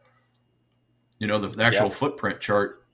That's something I have been yeah, considering upgrading to on over on TradingView just to get that option or that feature just to test it and play around with it. But yeah, you're right. I Right. mean, and he's 100% right. You don't really have a centralized volume, exchange anywhere to where you can really accurately see it like you do stocks and Hmm. everything else. So it's been an interesting way of trying to be creative to figure out how to track volume. I mean, that's essentially why I use the volume spread analysis, just because it's not true volume, but it shows the activity. It shows Yeah. the action, right? So Yeah. anytime you get a yellow bar, I mean, obviously the green bars are like average. No, I don't want to say volume, but average activity, average trading activity. Yeah. But then, yeah, you get the yellow bars, and those are basically above average, and then the red bars are way above average. So, whenever I'm trying to buy or make a buyer to sell decision, that's essentially what I look at the very end is, you know, am I getting volume spike? Well, see, I still say the vol. I still say the word volume, but am I getting the activity on that candle I'm looking Hmm. to try to buy or sell? So, which is Right. exactly where I'm at right now. I mean, looking at the 5, I do have the trigger candle, but there was a little less activity on that bigger candle than the previous candle. So that's just where effort Yes. is not matching the result, just kind of going back to Wyckoff theory. So Yeah. that's just kind of I, been t- I, the best way I've figured out how to track volume, if you want to call it that. yeah. Yeah. No, no, of course. And it's kind of funny because I completely understand why you trade like the longer time frame than a shorter time frame, like us on the future sides of things. We just have access to a Mm-hmm. lot more data that you can see in real time and like in short time periods how that effort is matching a move and whatnot, and it's a little there's just a little bit more clarity, whereas for your forex trading, like I can see longer term or like longer time frame trading being making more sense from a risk reward perspective because of that little bit lack of clarity. You can just see more long, like 4 hour candles forming and whatnot that give you a little bit more of an understanding of support and resistance areas. So Mm-hmm. yeah, and like based on your activity, like give all activity bars that you're seeing and whatnot, and so it makes more sense to me. I could not imagine trading intraday um, forex. To be quite honest, it sounds like Yeah. an extremely difficult undertaking. But yeah, Well, trends are pretty good on longer time frames. That's why I love the higher time frames on currencies, because yeah, the reality is trends they're just really good about lasting and lasting, right? Lasting and lasting Mhm. going up, lasting and lasting going down. It's now some pairs obviously are pretty choppy, like the pound Swiss. You get all the wicks on either side, right? But the majors, not so much the dollar Swiss, but when I go back to my majors, Um, Euro dollar, I mean, just pretty nice, clean action. You can clearly see the pullbacks. Dollar Japanese yen, same thing. You can clearly see trends, and so essentially, it's just easier to follow the trends. That's why I love supply and demand zones so much, because all you need is a little pullback, and it'll just keep going. right. Yeah, New Zealand dollar not as good, dollar Swiss not as good, but definitely pairs like the dollar Jap, pound Swiss, euro dollar. I mean, they're just easy trends, easy to tell Mhm. trends. Even some of the other miners that are really strong, like the pound Jap, euro Jap. I mean, they're just clear trends. So it's really just nothing more than, yeah, just picturing what's a bank going to look like or look at. So if we're just looking over here Yeah. as an example, I mean, this is where the accumulation and distribution model comes in. Okay, they're selling here. They're going to do some selling here. They're going to do some selling here. And then at some point and of course they're doing it in the face of an uptrend, right? but they have to take time to roll over price. So they have to sell some here. So in other words, if they put their whole position in right here, price is going to drop like crazy. They don't want that to happen because they're trading $1 million orders. So they need to put a little here, a little here, a little here. And then maybe this might be their trigger point right there where that little peak was. And then they sell the rest of their order and it's off to the races. So, but yeah, when it comes to the majors, it's just, to me, it's easy to see that price action. Yeah, no, yeah, for sure. Dude, I didn't realize like the chat on my, like when I'm looking at the YouTube, the chat like froze probably 20 minutes ago or so. And I've just been seeing no comments. And then I just refreshed. I'm like, this is weird. Like, I feel like people would normally. Like, do we have to refresh it periodically? Well, I don't know, but I refreshed it, and then I just saw a waterfall of comments, and I could see like Coach Darryl commenting stuff and like saying like, yeah, like it's Forex is not centralized and whatever, like we were talking about, and like and Let It Be was talking about he uses GUI trade for Forex, and so Coach Darryl also mentioning like how there's like different essentially routers within the equities. So it's not, of course, it's also equities are not centralized either necessarily, but there is more, there is still relatively more clarity, I feel like, just generally speaking. But I completely agree though with Coach Darryl. And what else here? I'm just catching up a bit. The way Coach Tiger describes is to supply and demand zones is somewhat similar to how I view and trade volume profile. Yeah, no, it's that is true. That's very true. Yeah, I think we had a conversation on it last night as well. Yeah. Good stuff. Yeah, definitely. Good stuff. I mean, that's just it's just so much easier to get a full view picture when you scale out too. I mean, we always get so fixated on the 5s and the 15s, and then it's like, okay, why did this fail? Why did that fail? I always just say, just go as far out as you can to make sure you're going the correct direction. You're not, low on the curve trying to sell or high on the curve trying to buy. Just things like that. Yeah, it all comes with experience. It really does. Man, I wish I could get some volume stepping in here. Just Jedi Trader saying when trading. Jedi Trader saying when trading higher time frame, you get the big picture. When trading small time, you get a snapshot. You may miss a critical moment. No, exactly, and I think that's exactly why like you hear Coach Tiger say all the time, start from like a bird's eye view, and then like you hone in. And generally speaking, in my prep for when I'm looking at the ES and stuff, I do the same thing. I take like a more of a bird's eye view, and then I basically go from what the daily trend is looking like, how it's setting up, and then I look at the previous 3 or 4 days auction market profiles, like the TPO profiles, quote unquote, and set some guardrails for the day based on the past day or 2 or 3 as to where I expect price to move because of those past auctions. And then you start getting more granular in terms of maybe the 15-minute, the 5-minute, and the 1-minute, and start looking at trending EMAs and all that kind of good stuff that I look at. And you guys see when I trade the regular sessions. So yeah. But we're actually what time is it? We're actually coming up on the end here, and then we got 1 NASDAQ minute. The NASDAQ's taking a little bit of a dive here.